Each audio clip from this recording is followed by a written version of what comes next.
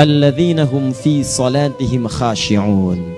Syarat pertama, kalau ingin mendapatkan surga Firdaus tadi dan kebahagiaannya diturunkan ke bumi, dibawa sampai mati, masuk ke alam kubur lebih bahagia lagi, maka amalan pertama untuk melatih menguatkan iman itu, coba berlatih untuk menunaikan sholat dengan khusyuk. Kalau Anda kerjakan benar sholat ini, maka apa yang Anda dapatkan? Teman-teman ingat betul, saya mau tanya sebentar. Keabadian yang abadi disebut dengan sa'id. Kalau kita ingin turunkan ke dunia percikannya kita dapatkan, usahanya disebut dengan apa? Masih ingat? Aflah itu kalau didapatkan, kata dasarnya apa tadi? Falahun. Lihat baik-baik. Kata Allah dalam Al-Quran tadi, kalau ingin mendapatkan falahun, amalan pertama sholat. Makanya ketika dipanggil sholat, kalimat falah dilekatkan pada panggilan sholat. 5 kali diingatkan. Begitu muadzin kemudian azan memanggil Anda, hayya 'alas shalah. Anda bertanya, ya Allah kenapa kami mesti sholat? Dijawab, hayya 'alal falah. Yuk, pagi yuk. Yang sejati datang sini. Belum dapat sujud, belum dapat ruku, saya berikan. Makanya ketika orang sholatnya benar, dia akan mendapatkan 5 keutamaan. Saat di dunia nih, belum ke akhirat, 5 keutamaan yang tidak diberikan pada orang yang tidak sholat. Atau orang sholat tapi sholatnya nggak khusyuk. Sebab syarat mendapatkannya khusyuk. Alladzina hum fi sholatihim khasyi'un. Bukan alladzina hum fi sholatihim saja, tapi ada kalimat khasyi'un. Artinya yang tidak khusyuk saja nggak akan dapat, apalagi yang nggak sholat. Apa yang 5 ini? Lihat baik-baik. 1. Orang yang sholatnya benar, pertama kali sebelum mendapatkan kebahagiaan hakiki dari Allah Subhanahu wa Ta'ala, akan dirubah dulu perilaku hidupnya menjadi perilaku yang lebih baik. Kalau orang itu sholatnya benar, maka sholat itu akan melatih dia untuk berubah, bertransformasi jadi orang baik. Itu ada di Quran surah ke-29 ayat ke-45. Innas sholata tanha anil fahsya'i wal munkar. Sumber keburukan cuma 2, kalau bukan fahsya itu munkar. Maaf, pornografi, porno aksi, LGBT, kata-kata jorok, kotor itu fahsya. Di orang sholat kata Allah mustahil berkata-kata kotor. Orang sholat tidak akan pernah mencela. Orang sholat tidak punya kata-kata jorok. Jadi kalau ada sekarang orang yang sholat senang mencela orang lain, itu berarti ada masalah dalam sholatnya. Dan dia belum dijamin sebagai ahli surga terbaik. Dan hidupnya nggak bahagia. Nggak bahagia. Aneh nih. Sholat tapi senang celah orang. Aneh. Aneh. Yang paling bahaya adalah menikmati celahannya. Itu yang paling aneh.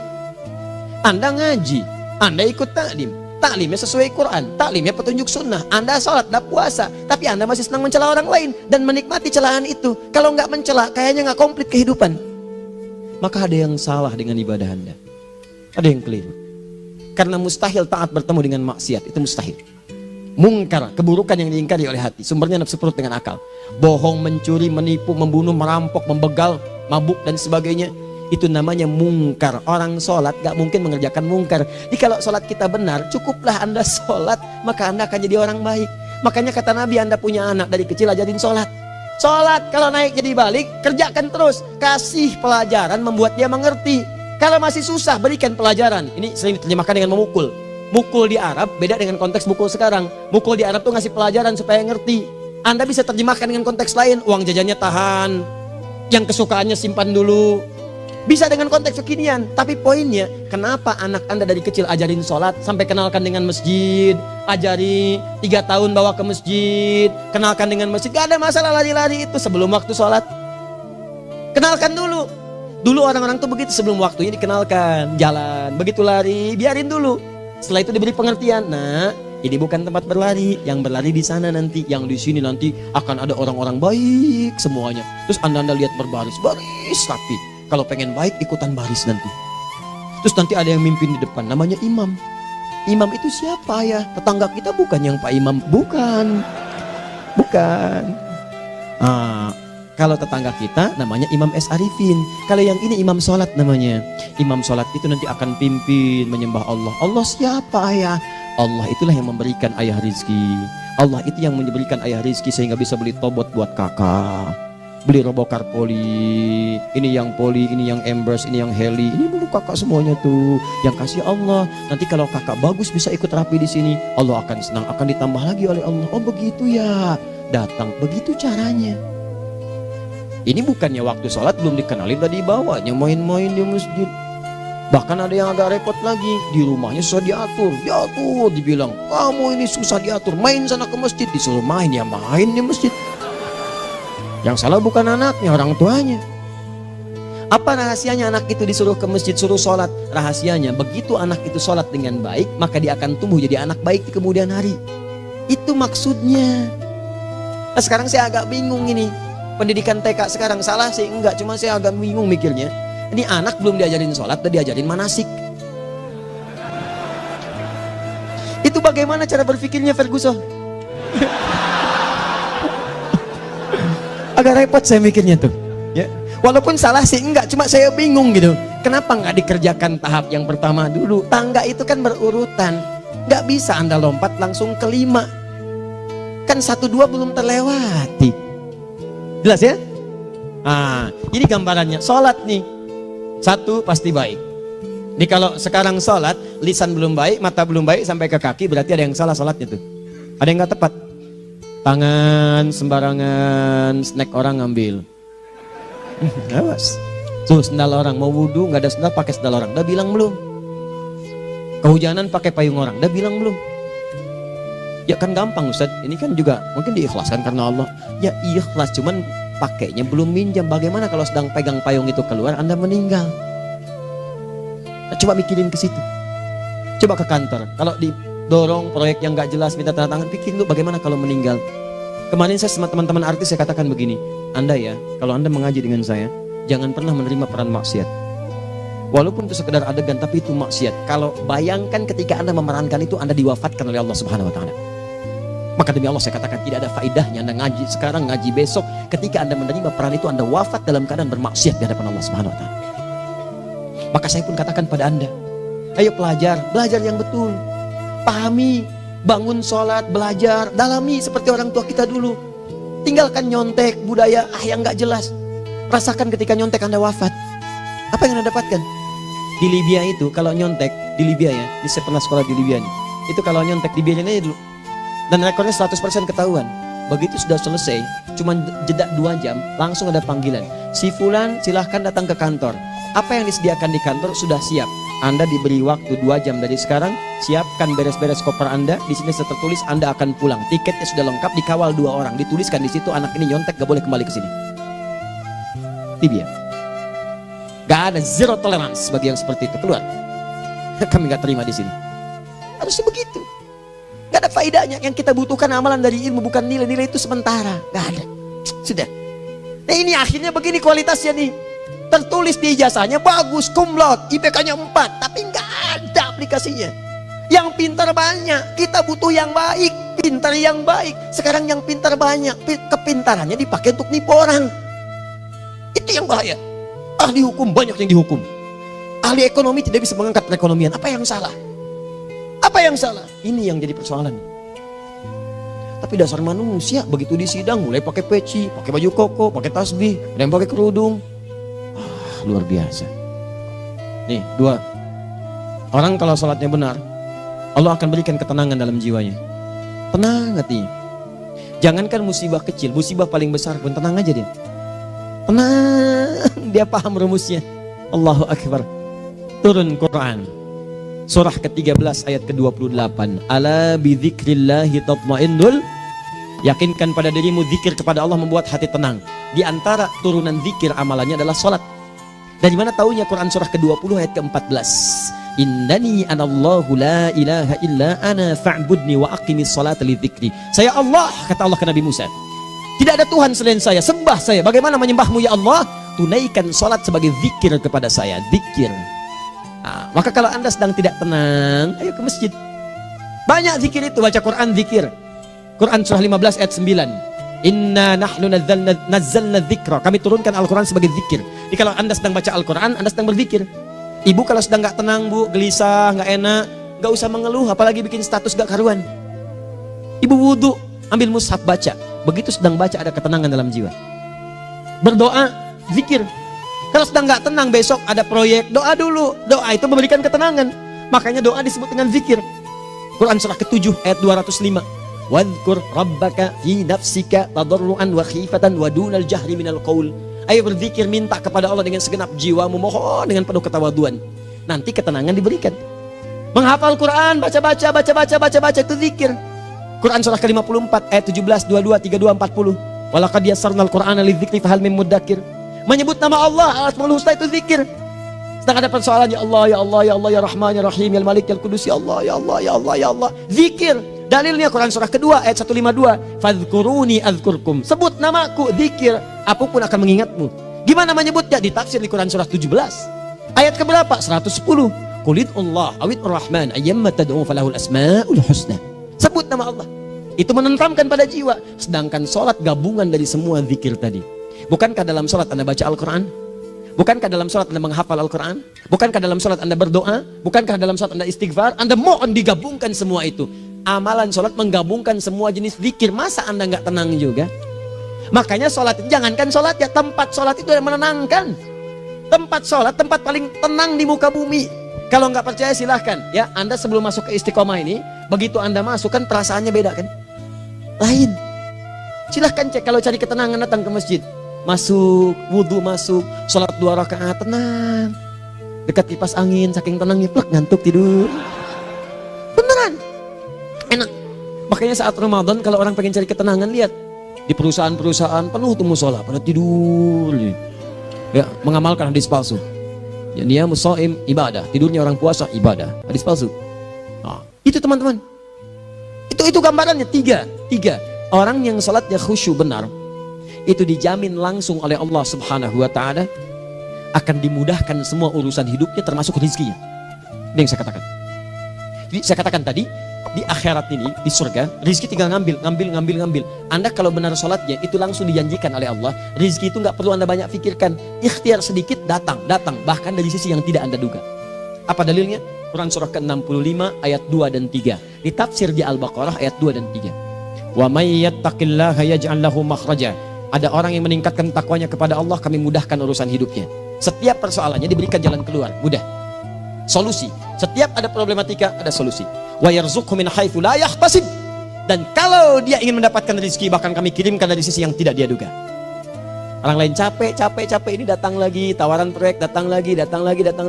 Utsman tuh Masya Allah kayanya banyak, tapi yang paling dirindukan bukan saat mendapatkan peningkatan omsetnya, yaitu saat dia mendapatkan waktu khusus dengan Allah untuk sholat malam hari, sampai-sampainya sempat sholat tahajud sampai khatam Al-Quran. Abdurrahman bin Auf demikian, Tamim Ad-Dari demikian, sholat karena tahu sholat itu meningkatkan rizki. Karena tahu kuncinya ada di situ, Allah yang punya rizki, disebut dengan Razzaq, pemilik rizki. Maka saya harus punya hubungan dekat dengan Allah. Kalau sudah punya hubungan dekat, mau apa aja gampang. Belum minta, udah diperhatikan. Silahkan cek, Anda punya hubungan baik dengan bos Anda di kantor. Sebelum Anda minta, beliau udah pikirin tuh, telepon bendahara. Dia udah ngambil belum gajinya? Belum Pak, tambahkan bonus sekian. Kenapa? Karena dia mengawasi Anda. Allah maha tahu dibandingkan dengan bos Anda. Mendekat kepada Allah, semua diperhatikan oleh Allah. Siapa orang takwa itu? Kalimat takwa pertama di Al-Quran Al-Baqarah ayat 2, amalannya ayat 3.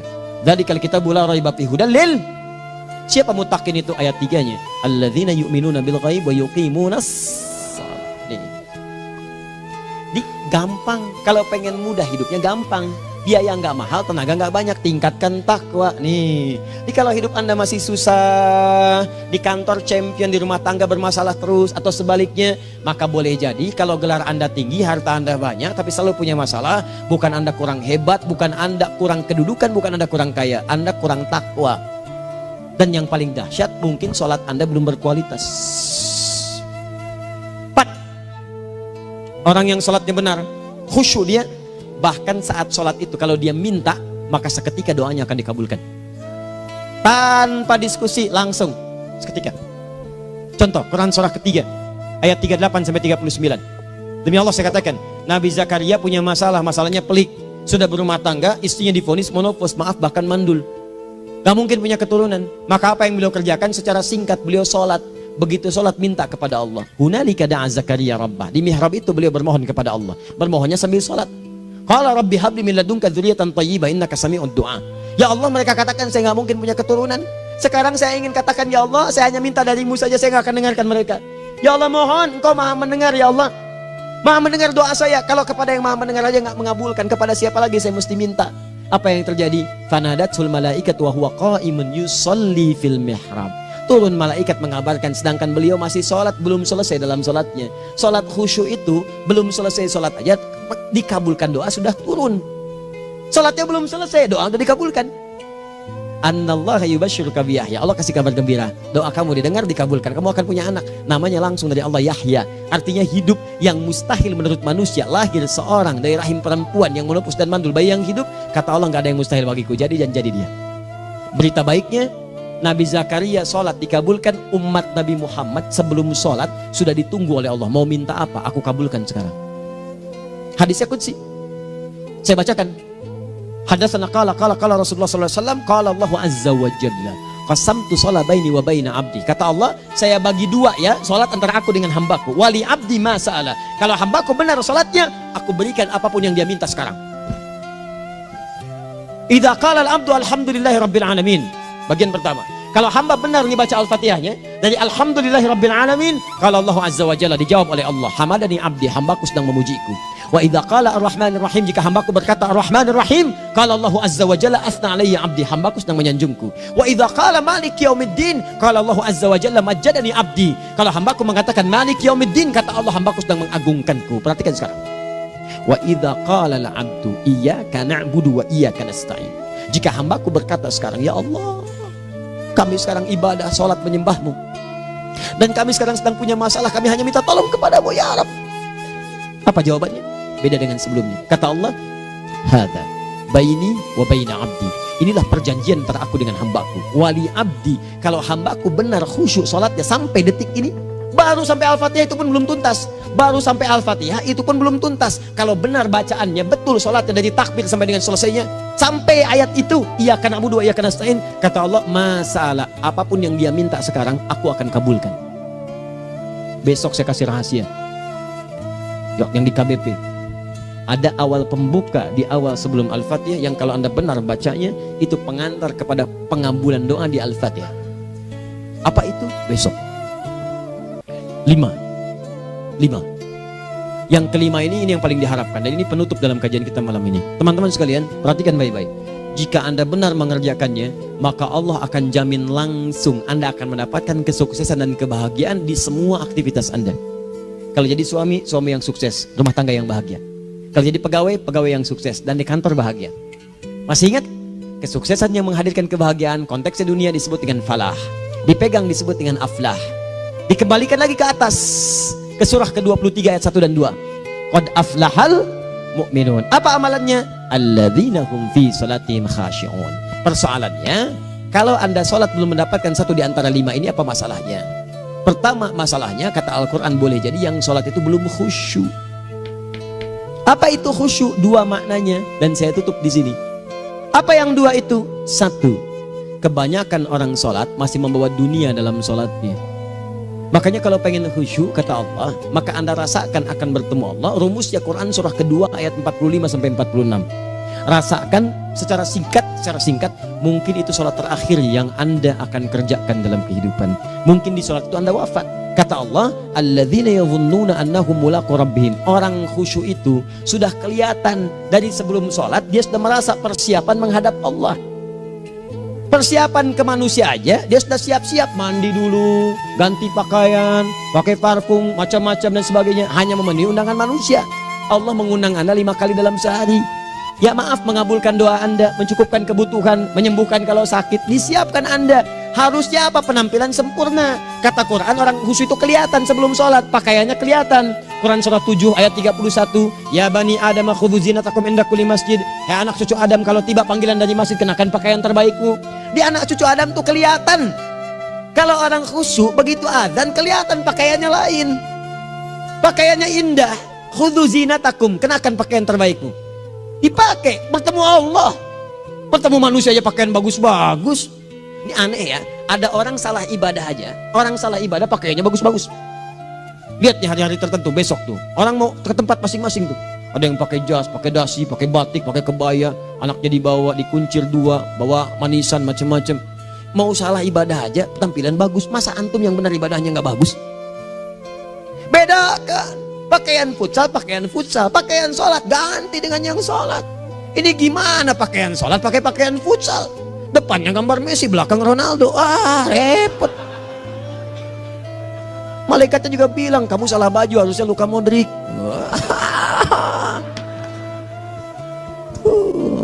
Apalah saya. Ayo mau tanya apa? Mourinho dipecat saya tahu. Lagi nganggur sekarang, ditawarin Benfica dia nggak terima. Sekarang jadi dia komentator di BeIN Sport. Nanti sebentar lagi dia akan komentar di laga Saudi dengan Qatar dan komentar laga Arsenal dengan Ipswich. Digantikan oleh Solskjaer. Dia super sub dulu.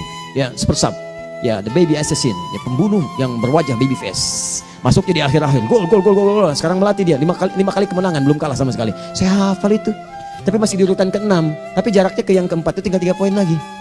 Hafal saya. Liverpool tahu cuma 4 poin sekarang bedanya, kemarin 7 kalah 2-1 sama Manchester City. Walaupun banyak analisis yang menyebutkan mungkin itu diberikan saja gitu kan, karena ada yang lain-lain. Hafal kedua Manchester City. Hafal saya.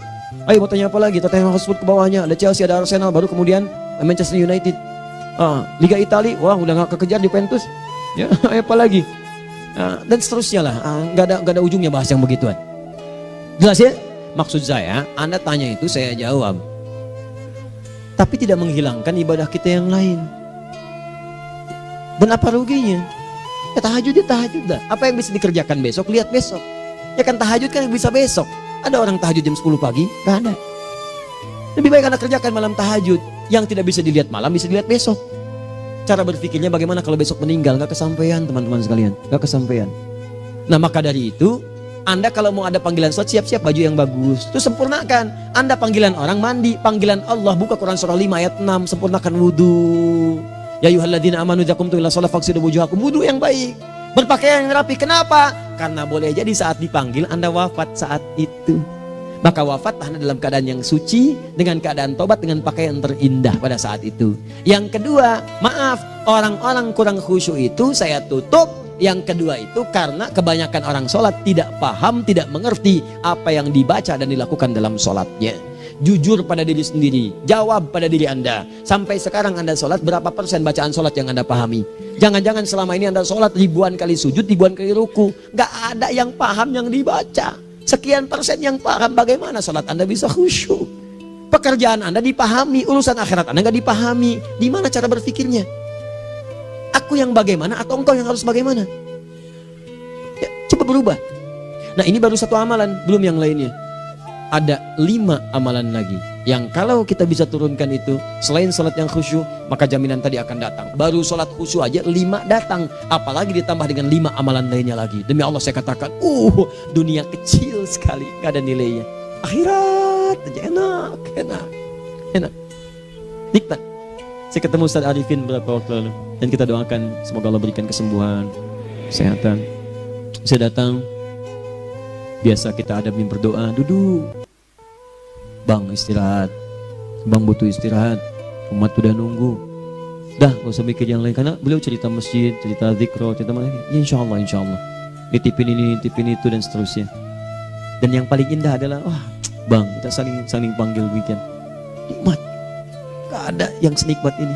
Zikir, Allah, doa. Nah bayangkan sakit tapi masih nikmat gitu. Nikmat. Iya bang, saya paham. Istirahat dulu.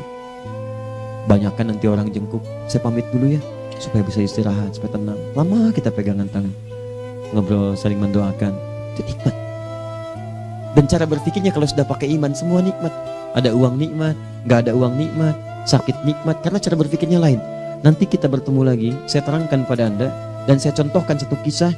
Bahkan ketika ada orang yang diuji Allah dengan ujian yang sangat luar biasa, yang menurut sementara orang itu ujian sangat luar biasa menggetarkan jiwanya dan susah untuk bertahan, tapi orang ini nikmat saja menjalaninya. Nikmat. Ada yang di rumah tangga, ada yang di macam-macam. Contohnya banyak. Satu contoh saya berikan di malam ini.